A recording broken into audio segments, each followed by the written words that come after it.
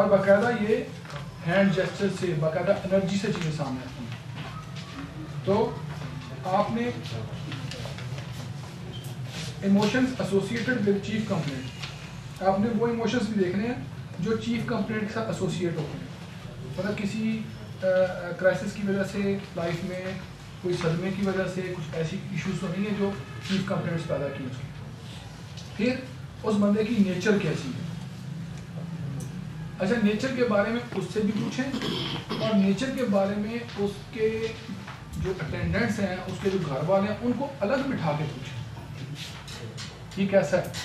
हो सकता है वो क्या है, मैं बहुत नेक आदमी हूँ, मैं बड़ा ही ख्याल रखने वाला हूँ, लेकिन जब आप उसके किसी भाई को बिठाएं, किसी बहन को बिठाएं, माँ को बिठाएं, वो कह रहे ये तो पड़ जाते हैं ये बड़ा हमें तंग करने वाला है, इसकी ये आदतें ठीक नहीं है, इसकी ये आदतें ठीक नहीं है। तो वो सारी चीज़ें ना, ये सिर्फ ये जो ना हमारे अंदर प्रॉब्लम ये है कि हम अपनी पॉजिटिव बातें करते हैं, नेगेटिव बातें नहीं शेयर करते। बालजी के किस्से सुनाते हैं, गुजरी की दास्तानी सुनाते हैं, ठीक है ना। तो ये हमारे अंदर एक है। तो आप दूसरे लोगों से जानेंगे, उसके दोस्तों से जानेंगे ये कैसा है, ठीक है। अब स्ट्रेसफुल सिचुएशंस क्या रही है लाइफ में, कोई ऐसे सदमात हैं जो अब तक उसके ज़हन पे हैं, कोई ऐसी बातें हैं जो अब तक उसके ऊपर असर रखती हैं, और उसकी हॉबीज़ क्या है, क्या शोहर है, फारिग वक्त में क्या करता है। तो अगर फारिग वक्त में वो ड्रामे देखता है तो वो कौन सा ड्रामा देखता है, ठीक है। अच्छा, उसको कौन सा कैरेक्टर पसंद है और क्यों पसंद है।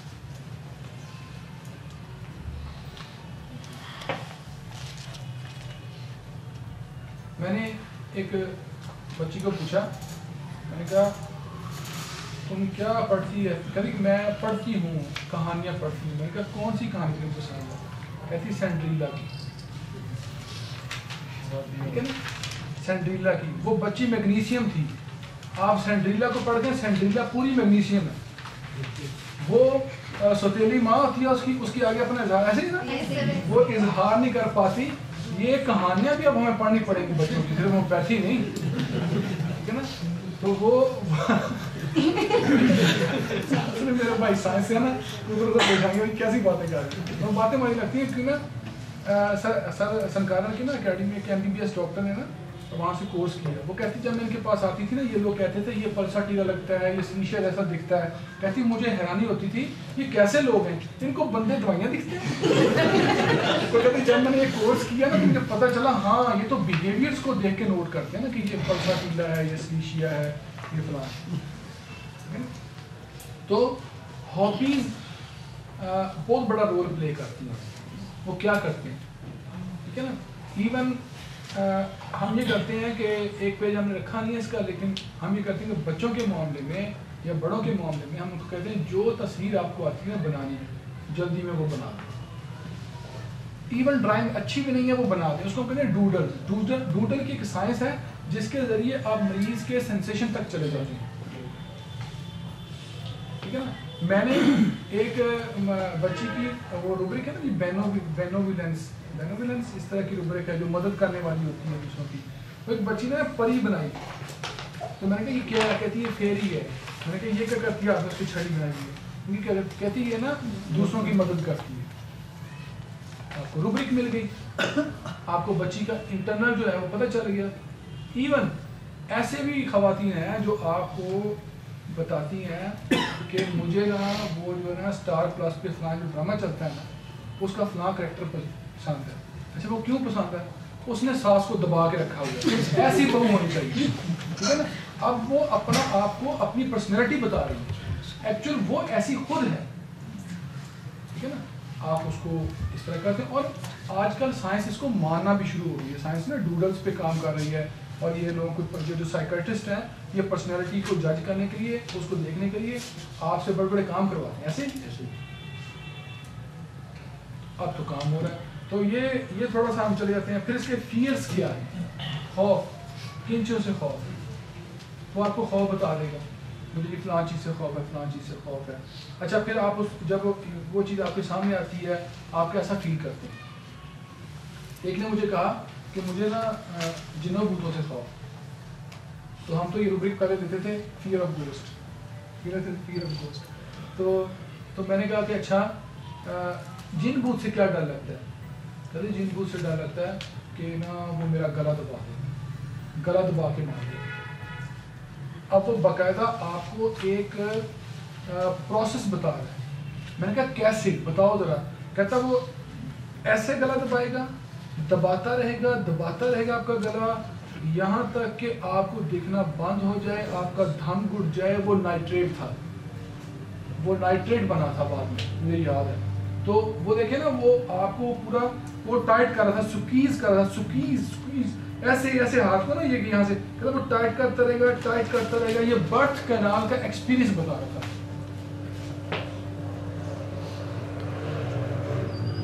नाइट्रेट का।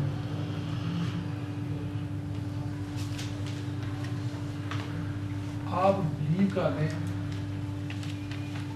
जो बंदा अपनी जबान से चीज बता रहा है, इससे ज्यादा बड़ी नेमत कोई नहीं।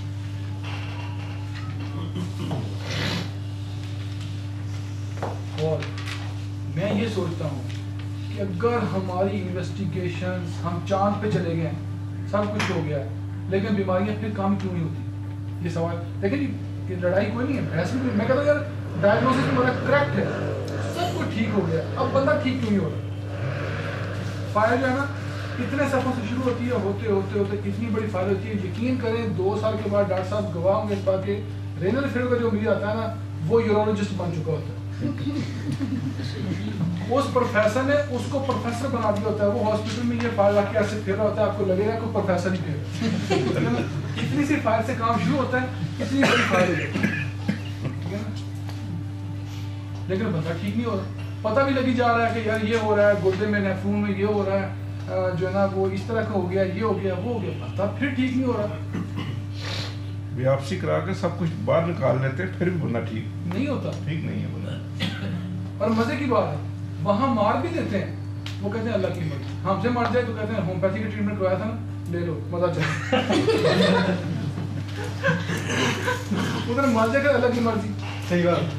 तो एक डॉक्टर ने मुझे पूछा कि डॉक्टर साहब, आपकी दवाएं सुना है नुकसान देती हैं बाद लोगों को, क्योंकि मैं कंसेंट फिल कराता हूँ सबसे पहले मरीज कि आप इसके जिम्मेदार हैं, अपनी तरफ से इलाज करा रहे हैं। तो मैं कंसेंट लेता हूँ, विदाउट कंसेंट मैं पेशेंट ही लेता हूँ। तो कहते हैं जी ये तो हम नहीं भरेंगे, एक मरीज ने कहा। मैं क्यों? कहते जी मैं मर गया तो फिर। मैं कहा उधर जब आप हॉस्पिटल में जाते हैं, वो जो आपसे पहले लेते हैं वो क्या लेते हैं? उधर तो मैं कहता हूँ मिनट लगाते हो, ठीक है ना, और एक चारपाई जाती है, एक चारपाई आती है। मैंने कहा अलाइड हॉस्पिटल में 1 मिनट के बाद एक डेड बॉडी बाहर आ रही है, लेकिन लोग फिर भी दवाई में जा रहे हैं, जा रहे ही नहीं जा रहे। तो यार इसको ना हमें समझने की जरूरत है, इसको समझना, ठीक है। रिसर्च करें, रिसर्च अगर आपकी पॉजिटिव वे में होगी, यकीन करें इंसानियत का भला हो जाएगा।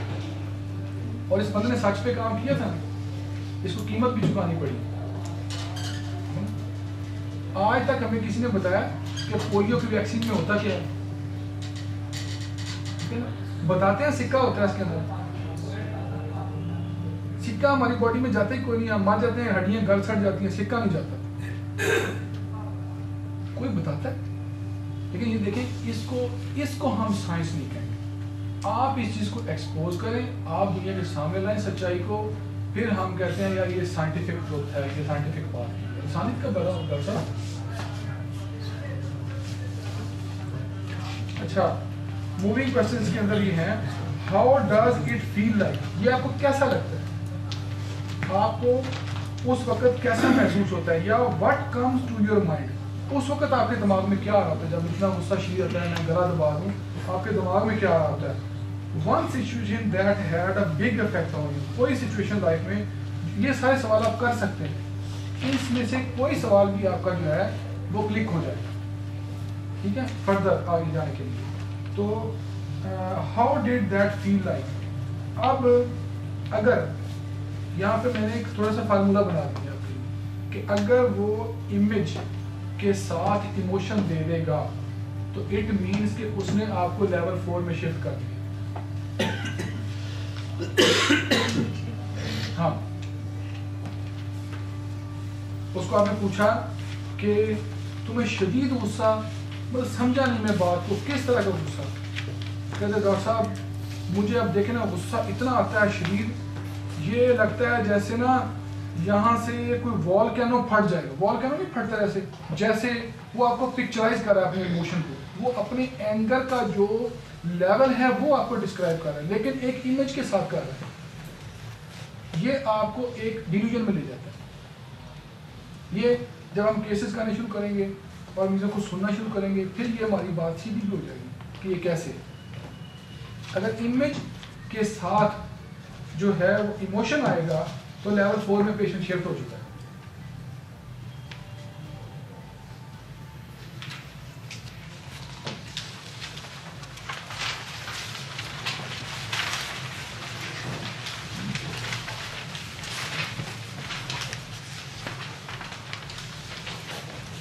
और लेवल 4 के अंदर भी आपने मरीज की कोई सिचुएशन सुननी है जो बताएगा, सिचुएशन सुननी है, ठीक है, कोई भी लाइफ की सिचुएशन है, और उसका उस सिचुएशन में एक्सपीरियंस जानना है, ठीक है ना। फर्ज अगर ना वाले साहब की डेथ हुई तो उसके बाद तनहा रह गया, ठीक है, आप उसको पूछें जो बंदा तनहा रह जाता है उसकी लाइफ कैसी होती है, उसको कैसा लगता है? वो कहता है डॉक्टर साहब दर दर की ठोकरें होती हैं, कोई नहीं पूछता, ठीक है ना। वो जो लोग एहतराम करते हैं एहतराम ही नहीं करते, सलूक ही अच्छा नहीं करते, ठीक है।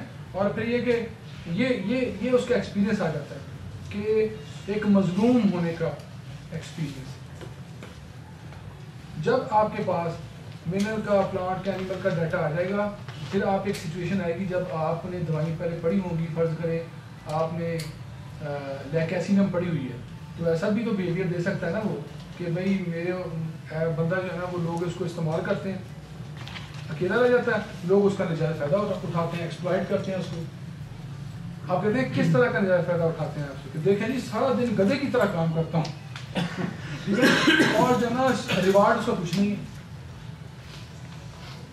मतलब वो अपने आप को अब कुछ और समझने लग गया, ठीक है ना।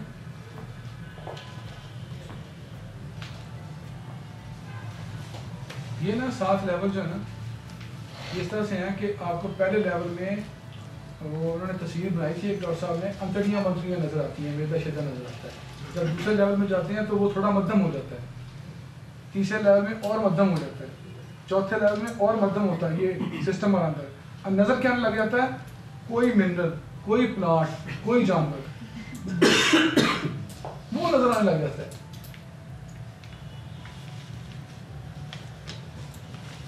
ठीक है ना। अब मैं उनके केस अगर आपको बताऊं, ऐसे क्रिटिकल केस, हाइपोथायराइडिज्म के केस, तो वो निकालते हैं इंसानी बिहेवियर पर दवाई, लेकिन हाइपोथायराइडिज्म ठीक होता है। तो ये इसमें मूविंग क्वेश्चंस हैं डिवीजन में भी। What sensation do you experience in that situation, ठीक है। What are you showing by that gesture of your hand, वो अगर हैंड जैसे कोई देगा उसके हैंड जैसे क्लियर करें, ठीक है। तो एक खातून ना जब मैं केस ले रहा था एक, तो उसकी दवाई में सिम्टम के ऊपर ना मीडियम टेक बनाना चाहता था, क्योंकि मैं उसको पढ़ना शुरू किया था, मैं एक एक चीज़ को नोट करने की कोशिश करता था केस में। वो एक ना बात जो भी बात करती थी ना, उसके हाथों के इशारे ना ये बहुत फ्रीक्वेंट थे, ये ऐसे सब ऐसे ऐसे। मैं नोट ये करता रहा, जब एंड हुआ ना केस का, मैंने सोचा कि इसको मीडियम टेक देनी ही है, तो मैंने सोचा कि ये क्या। अगर आपको मेरी बात का यकीन नहीं आता ना, अगली दफ़ा मैं सफ़े के ऊपर एक डूडल बना लूँगा, मैं आपको कहूँगा कि जो आप